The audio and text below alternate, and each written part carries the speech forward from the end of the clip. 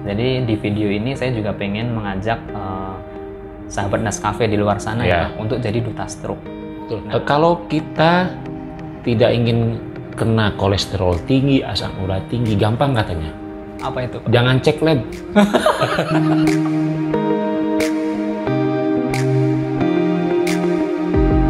Pengalaman ya sesuai pengalaman yang ada Pak ya di ruang stroke unit itu, salah satu pencetus faktor stroke tertinggi adalah darah tinggi.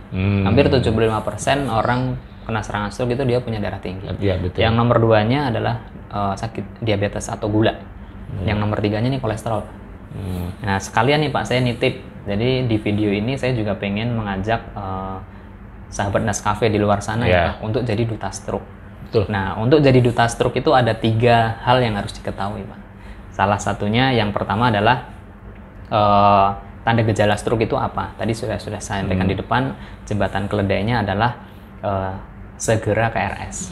Yang kedua yaitu faktor pencetus atau faktor resiko yang menyebabkan stroke itu apa?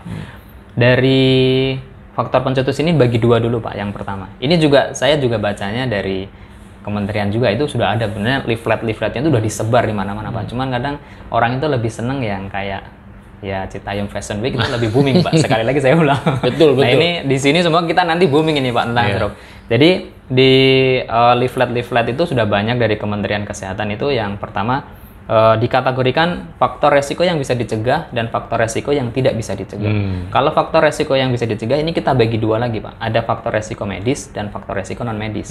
Faktor resiko yang bisa dicegah dari sisi medis adalah tadi darah tinggi, diabetes atau gula dan kolesterol. Ini bisa dicegah Pak, bisa dikontrol dengan obat-obatan, dengan periksa ke dokter, atau dengan dikontrol dengan gaya hidup yang lebih baik.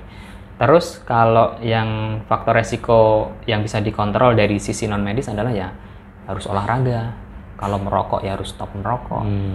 Kalau dia pola makannya yang harus baik, jangan obesitas yang kayak gitu-gitu. Nah itu yang harus diketahui teman-teman sahabat Nescafe di luar sana supaya bisa jadi duta stroke. Nah kalau faktor resiko yang tidak bisa kita kontrol, usia, ya semakin bertambah usia potensi kena serangan stroke semakin tinggi juga. Tapi kalau kita gaya hidupnya lebih baik, lebih sehat, pola makannya baik, olahraga dan yang lain-lain. Terus kalau udah tahu punya darah tinggi, sakit gula atau kolesterol ya kita bisa mengkontrol itu semuanya dengan berobat. Tentu paling tidak kita bisa mengundur nih serangan stroke-nya bisa di usia yang lebih tua, syukur-syukur tidak terkena serangan stroke. Jangan sampai masih di usia produktif terkena. Nah, kalau sudah tahu tanda gejalanya, terus faktor resikonya, tadi yang udah kedua, yang ketiga adalah meluangkan waktu 2 menit untuk 2 orang di sekeliling kita. Gak usah jauh-jauh, di sekeliling kita aja Pak. Semuanya saya punya istri, ya sama istri saya sama anak saya. Saya kasih tahu yang faktor resiko sama tanda gejalanya. Jadi sudah tahu tanda gejala stroke itu apa, faktor resiko pencetusnya apa, diluangkan waktunya 2 menit ngobrol masalah tentang stroke untuk 2 orang di sekitar kita. Harapannya ini adalah efek berantai. Saya edukasi 2 orang ke 2 orang lagi, 2 orang lagi, 2 orang lagi, otomatis dari mulut ke mulut seluruh Indonesia harapannya bisa tahu. Jadi bagaimana tanda gejala stroke itu apa, faktor pencetus stroke itu apa, dan bagaimana penanganan stroke-nya. Sama satu lagi, mungkin ini belum banyak orang tahu juga. Jadi di Kementerian Kesehatan itu usahanya, karena yang tadi saya bilang Pak, saat ini Indonesia itu kasus stroke dan itu penyebab kematian tertinggi. Makanya itu menjadi concern. Diluncurkanlah aplikasi itu adalah untuk mendetek atau memberikan informasi kepada seluruh masyarakat di Indonesia supaya tahu ketika ada serangan stroke itu larinya harus ke rumah sakit mana, karena tidak semua rumah sakit itu mempunyai pelayanan stroke yang komprehensif. Nah, biar kita tahu rumah sakit mana aja di seluruh Indonesia itu ada Pak, di infonya di aplikasi itu. Aplikasinya itu namanya Rescue. Itu bisa Aplikasi Fast Rescue dari Indonesian Stroke Society yang didukung oleh Angels Initiative dirancang untuk membantu kita agar lebih siap ketika serangan stroke tiba-tiba menyerang kita, anggota keluarga, atau bahkan orang lain yang kita sayangi.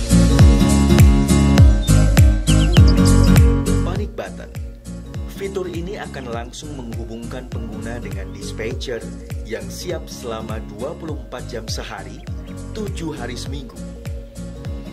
Dispatcher akan menghubungkan lokasi pengguna dengan ambulans terdekat agar dapat segera menjemput pengguna atau pasien di titik koordinat tersebut dan dibawa langsung menuju ke rumah sakit stroke ready terdekat.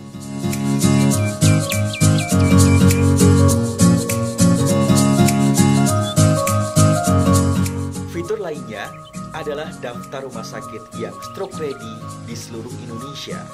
Penting untuk diingat bahwa tidak semua rumah sakit merupakan rumah sakit stroke ready. Sedangkan penyakit stroke harus ditangani oleh rumah sakit yang tepat dengan peralatan yang memadai serta didukung oleh tim tenaga medis yang profesional dan terlatih dalam menangani stroke. Itu bisa di-download di Apple Store ataupun di Android.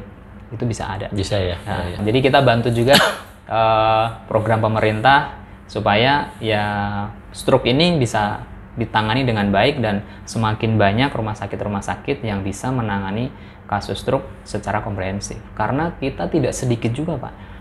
Dia dari serangan dibawa ke rumah sakit, Pak. Sudah pas, waktunya tepat, masih golden period. Tapi dibawanya ke rumah sakit yang tidak punya CT scan. Betul. Mau apain? Terus di situ belum semua orang juga atau belum semua tenaga kesehatan itu aware kalau stroke itu harus segera ditangani. Harusnya kalau ada rumah sakit yang memang dia belum kompeten dalam bidang stroke, terus ada pasien yang, oh ini kandidat nih, harusnya mereka semuanya langsung dia rujuk ke rumah sakit A, di sana lebih bagus. Nah, harusnya seperti itu, tapi kadang kan sudah di situ suruh nunggu, nggak dilayani secara cepat, pas di situ, wah ini butuh CT scan-nya adanya di sana, jadinya kan udah kebuang waktu. Jadi memang ini suatu perjalanan yang tidak mudah, tapi saya sangat senang sekali dengan Nurse Cafe nih, Pak. Ada inisiasi untuk membantu supaya ya semua warga atau semua masyarakat itu semua bisa terpapar terkait bagaimana tanda gejala stroke dan penanganan faktor resikonya apa aja dan bagaimana penanganannya. Iya. Luar biasa, Pak. Lengkap saya kira. Tapi ini ada anekdot nih. Kenapa, Pak? Kalau kita tidak ingin kena kolesterol tinggi, asam urat tinggi, gampang katanya. Apa itu, Pak? Jangan cek lab. Oh, jadi tambah inget nih saya. Iya. Banyak loh, Pak, orang yang mau orang ya begitu, Pak. Memang tahu-tahu kok kolesterol saya tinggi. Sebelumnya pernah cek nggak, Pak? Bapak ada riwayat kolesterol nggak? Nggak ada. Nggak ada atau nggak pernah cek, Pak? Nggak pernah cek. Gitu. Itu yang bahaya, Pak. Ini yang mau saya bilang. Ada yang ya tadi persepsi awam tuh kan kadang-kadang ngapain sih cek, kan justru ketahuan malah kita takut katanya. Justru ini satu statement yang salah menurut saya. Betul. Ya namanya medical check up itu perlu seperti itu. Oke, teman-teman, ini luar biasa, lengkap, terperinci, terstruktur dan masif. Jadi penjelasan menurut saya ini cukup mewakili ya teman-teman. Tapi bagaimana mengaplikasikan, kemudian masyarakat juga tahu, lalu apa yang harus dilakukan, penanganan pertamanya apa, mengetahui gejalanya, apa yang harus dilakukan, segera ke rumah sakit. Ini penting, dan terutama bagi teman-teman mungkin di fase yang lain, saya kira sudah saatnya kita terus sosialisasi untuk menekan angka kematian. Menurut data, karena angka kematian yang paling pertama di Indonesia adalah stroke. Dan ini sungguh luar biasa. Satu tugas kita sebagai perawat, sebagai nakes yang lain untuk tetap mengedukasi bagaimanapun, karena itu menjadikan satu melekat tugas kita secara moral ya. Oke, mungkin ada satu lagi, closing statement. Sebelum closing ada sedikit lagi ya, Pak. Tadi Bapak ada anekdot tadi, jadi saya ingat. Jadi kalau masyarakat itu, Pak, berpendapat ya, banyak yang maksudnya kita pasien kita tanya gitu. Pas masuk ternyata tensinya tinggi, gula darahnya tinggi. Pas kita pengajian, Bapak ada sakit gula nggak? Nggak ada. Ada darah tinggi nggak? Nggak ada. Ada riwayat kolesterol tinggi? Nggak ada. Ternyata setelah kita cek, semuanya tinggi, Pak. Gula darahnya tinggi, tensinya juga tinggi. Tensinya tinggi, terus kolesterolnya tinggi. Nah, kita konfirmasi dengan ke bapaknya, Pak, kolesterolnya tinggi, ini bla bla bla. Terus ternyata habisnya saya nggak ada keluhan, jadi saya nggak pernah cek. Nah, ternyata mereka masyarakat ini kalau kita sakit kepala itu kan ada yang dirasakan, kepalanya sakit nih, perutnya sakit nih, baru berobat. Tapi mereka berpendapat juga kalau darah tinggi ini ada yang dirasakan. Kalau tensinya tinggi itu kepalanya sakit, kepalanya pening, matanya kunang-kunang. Iya benar Pak, itu salah satu tanda-tandanya. Tapi kan ada Pak, orang itu yang alarmnya udah rusak Pak. Jadi alarmnya orang itu normalnya kalau tensi sampai 200 harusnya dia pening, sakit kepala. Tapi ada juga yang orang tensinya udah 200, dia baik-baik aja. Itu tandanya alarmnya udah rusak. Iya betul. Karena kadang udah terbiasa tensinya tinggi, jadinya dia nggak pernah berobat. Nah, tadi jadi kolesterol tinggi, tekanan darah yang tinggi, gula darah yang tinggi itu belum tentu memberikan rasa. Iya, bisa betul. Ketahuannya adalah harus dicek. Dicek. Jangan sampai nggak dicek. Tapi pada takut katanya. Tapi nggak boleh itu Pak. Iya nggak boleh memang. Itu memang fenomena di masyarakat awam. Ya kalau kita bicara lagi nanti bagaimana orang awam lebih seneng ke dukun daripada ini, itu kita akan bicara soal itu lagi, banyak lagi pembahasan itu seperti itu. Iya. Oke, teman-teman jangan lupa subscribe, komen, dan like. Ini penting sekali nih informasi. Baik teman-teman, sebelum saya tutup mungkin ada closing statement ini bagaimana menjadi perawat yang handal, kemudian masyarakat awam juga ngerti tentang stroke. Ya. Silakan monggo. Baik. Jadi pesan saya atau mungkin sharing apa yang saya kerjakan sejauh ini, dan itu memang sudah melalui banyak eksperimen atau memang kita melihat evidence base yang terjadi. Jadi menjadi perawat neuro khususnya di bidang stroke itu ya kita harus mampu mengetahui tanda gejala stroke itu sudah harus di luar kepala.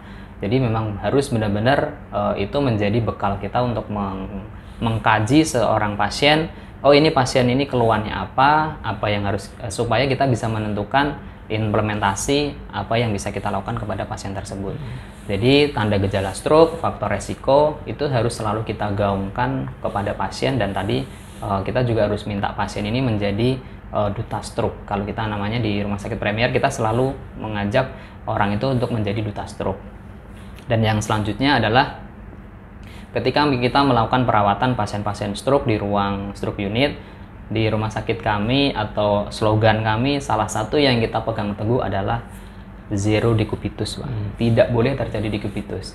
Kalau sampai kita melakukan perawatan pasien stroke, karena pasien stroke itu kadang ada yang total care. Jadi perawatannya harus benar-benar ke perawat, miring kanan, miring kiri harus dibantu, segala macam pokoknya harus dibantu perawat. Jadi salah satu tolok ukur bagi kita bisa merawat pasien dengan bed rest total itu adalah kategori yang harus diperhatikan, salah satunya zero decubitus. Tidak boleh terjadi decubitus. Dosa besar, karena pasien datang baik-baik aja, kita lakukan perawatan, kok pulang dia bawa decubitus, itu berarti salah perawatnya, Pak.